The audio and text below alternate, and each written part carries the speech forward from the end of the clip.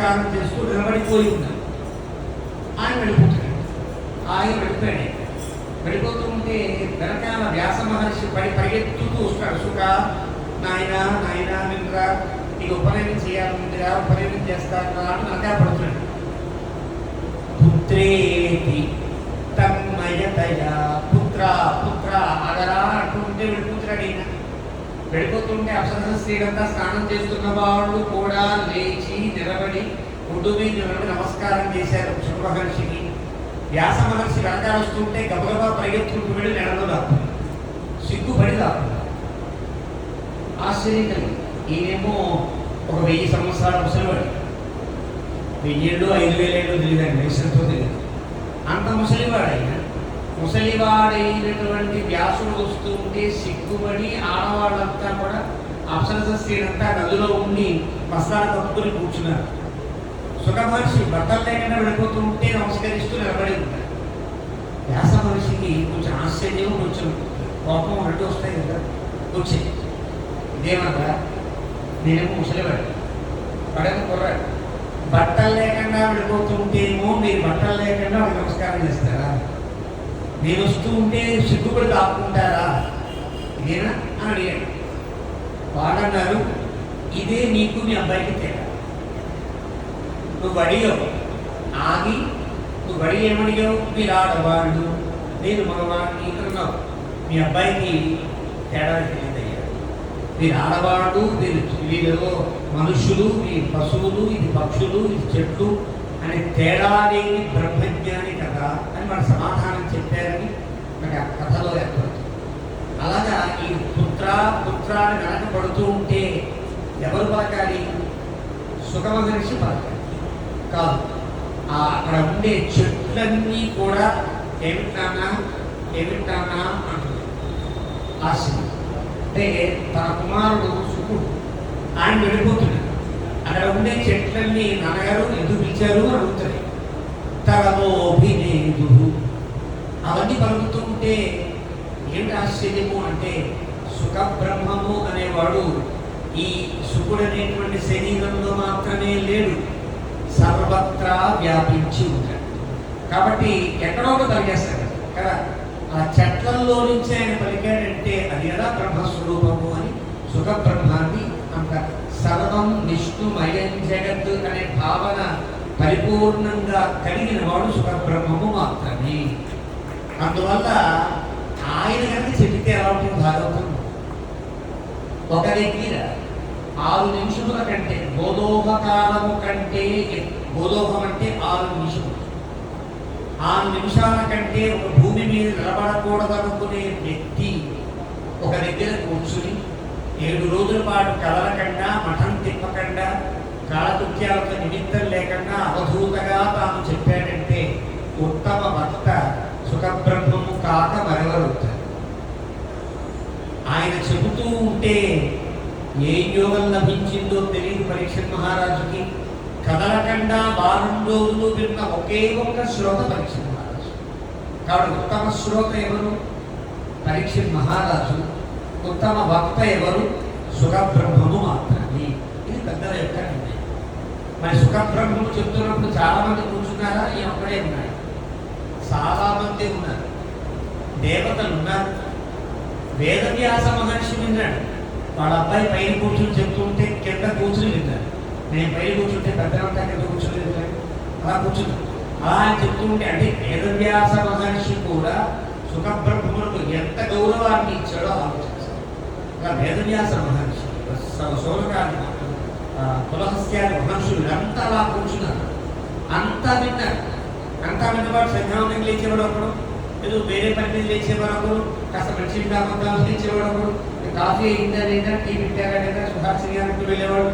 ఇలా చాలా మంది ఉన్నారు. కానీ కదలకుండా విన్నవాడు పరీక్షిత్ మహారాజు, కదలకుండా చెప్పినవాడు సుఖబ్రహ్మము. వారిద్దరికే తెలిసింది ఆ యొక్క భాగవతంలో ఉండే రుచి అని. కథామృత రసాస్వాద కుశల అంటే కథ వినడంలో, ఆస్వాదించడంలో నేర్పరితనాన్ని పొందినవారు వాడు. అలాంటి ఆ మహనీయుల మధ్య జరిగిన సంభాషణ భాగవతం. భాగవతాన్ని మొత్తం చెప్పి ఎవరికి అలా ఉండి చెప్పేవాడు కాడు. ఎప్పుడైతే సుఖ మహర్షి పరీక్షిత్ మహారాజు చెప్పడం కోసమే అక్కడికి అకస్మాత్తుగా వచ్చి భాగవతాన్ని చెప్తున్నాడని తెలిసిందో, లోకంలో ఉండే పెద్ద పెద్దలంతా వచ్చి ఆ స్థలంలో కూర్చుని ఆ సుఖస్థలి అని మనం గతంలో వెళ్ళాం. హరిద్వార్ వెళ్ళినప్పుడు వస్తూ వస్తూ అద్భుతమైన చెట్టు, కొన్ని వేల సంవత్సరాల క్రితం చెట్టును చూసాం. ఆ చెట్టు ఇళ్లలోంచి బిల్డింగ్లోంచి కూడా ఉంది. అలాగే దానికి ఇబ్బంది లేకుండా కట్టారు బిల్డింగ్లు. నేను చూశాను. అక్కడ ఆ గంగా తీరంలో మొదటి సప్తాహం జరిగింది సుఖబ్రహ్మ యొక్క అనుగ్రహించింది. తర్వాత అంతకు ముందు తర్వాత ఉండే సప్తాహాలు చాలా జరిగాయి. కృష్ణ పరమాత్మ తన అవతారాన్ని సాధించిన నాటి నుండి 36వ ఏట ఈ భాగవత సప్తాహం ప్రారంభమైంది. నిజానికి భాగవతానికి పరంపరలు వేరు. ఒకటి భగవంతుడు చెప్పాడు, నారాయణుడే బ్రహ్మకి 4 శ్లోకములతో చెబితే, బ్రహ్మ నారదుడికి చెబితే, నారదుడు వ్యాసుడికి చెబితే, వ్యాసుడు శుకుడికి చెబితే, శుకుడి ద్వారా ఈ లోకంలో అందింది. ఇదొక పరంపర. రెండవది భగవంతుడు సంకర్షణ రూపంలో తానున్నాడు. సంకర్షణ రూపం అంటే పరమశివునికి మూలమైన రూపం. తమాషా ఏమి అంటే కనుక సృష్టి స్థితి లయములకు మూడింటికి భగవంతుని యొక్క 3 శక్తులు ఏర్పరిచి ఉంటాయి. ఇది భాగవతం చెప్తున్న ధర్మాలు, భాగవతంలోనే తెలిసే ధర్మాలు. భాగవతం తర్వాత చాలా గ్రంథములలో పెద్దలంతా ఆ ప్రతిపాదించిన ధర్మాలు. సంకర్షణ అనే స్థితి ఉంటుంది, ప్రద్యుమ్న అనే స్థితి ఉంటుంది, అనిరుద్ధ అనే స్థితి ఉంటుంది. వీటికి వ్యూహములు అని పేరు. వ్యూహములు 3 వ్యూహాలు చెప్పారు.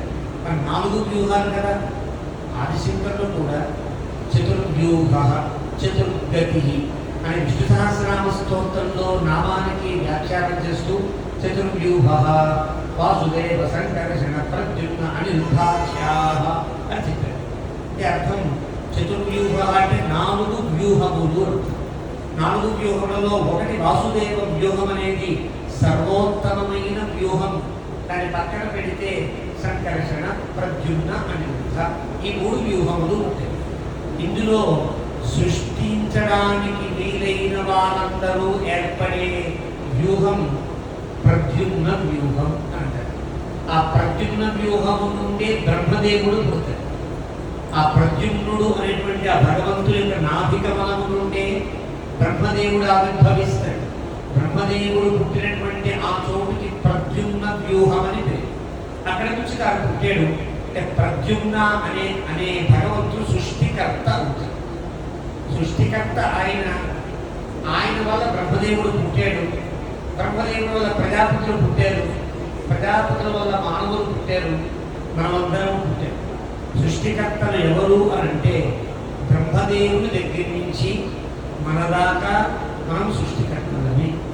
సృష్టికర్తల పరంపర ఉంటుంది. సృష్టికర్త ఒక్కరే కాదు. కొంచెం వింతగా అనిపిస్తుంది భాగవతం చెప్తున్న పద్ధతి. అంటే నిజంగా మన వల్ల మన సంతానం కలుగుతుంది కదా, మన సంతానానికి సంతానం కలుగుతుంది కదా, మన సంతానానికి మన సృష్టికర్తలా ఉంటాం. సృష్టికర్త ఎక్కడ ప్రారంభం అవుతాడు అంటే ప్రద్యుమ్న వ్యూహము అంటు లేకుండా ఉంటుంది. సృష్టికర్తల పరంపరకి అంటు లేకుండా ఉండి సృష్టికర్తని సృష్టించే శక్తి కలిగి ఉండేదానికి ప్రద్యుమ్న శక్తి అని పేరు. ప్రకర్షేణ ద్యుమ్నం కరోతి ఇది ప్రద్యుమ్న. అక్కడి నుంచే సృష్టి ప్రారంభం. బ్రహ్మదేవుడు అక్కడే పుట్టాడు. కానీ బ్రహ్మదేవుడి దగ్గర నుంచి బ్రహ్మాది లోకములు మళ్ళీ పుట్టడం తిరగడం ఉంటాయి తప్ప ఈ దోషం ప్రద్యుమ్న అనే దేవుడికి అంటదు. నవే కర్మాణి లింపంతి నవే కర్మ ఫలే స్పృహ. భగవద్గీతలో ఏ కర్మ నాకు అంటదు అని చెప్పిన భగవంతుని యొక్క వాక్యం ఇక్కడ దాకా అన్వయిస్తుంది. ఆ ప్రద్యుమ్న అనే భగవంతునికి పుట్టినటువంటి వ్యూహంలో పుట్టినవాడు బ్రహ్మదేవుడు అయితే బ్రహ్మదేవుడి దగ్గర నుంచి బ్రహ్మ వల్ల ప్రజాపతులు, తద్వారా మానవులు, తర్వాత మనమంతా పుట్టారు.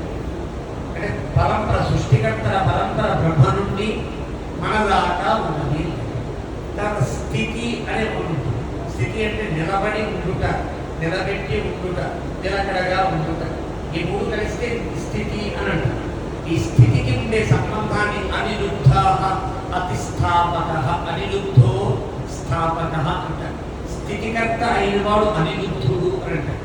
ఆ అనిరుద్ధ అనే వ్యూహం నుండి పుట్టినవాడు విష్ణువు అనే ఒక రూపం. అందుకే ఆయన్ని మహావిష్ణువు అనవలసి వస్తుంది.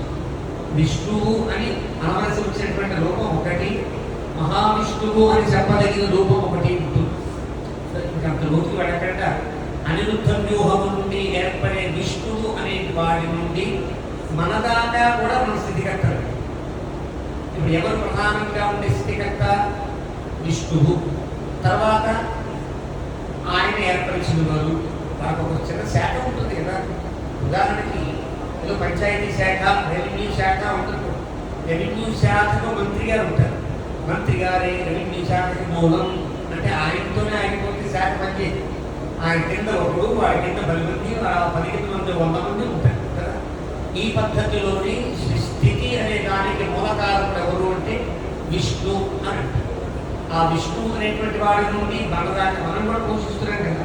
మన ఇంట్లో వాడిని పోషిస్తున్నాం, బయట వాడిని పోషిస్తున్నాం. మనం కూడా డబ్బు సంపాదిస్తున్నాం, డబ్బు మనం ఇస్తున్నాం, భూములు మనం పొందుతున్నాం, భూమిని ఇస్తున్నాం, ఒకరికి ఆశ్రయాన్ని కల్పిస్తున్నాం. అంటే మనం కూడా పోషకులమే.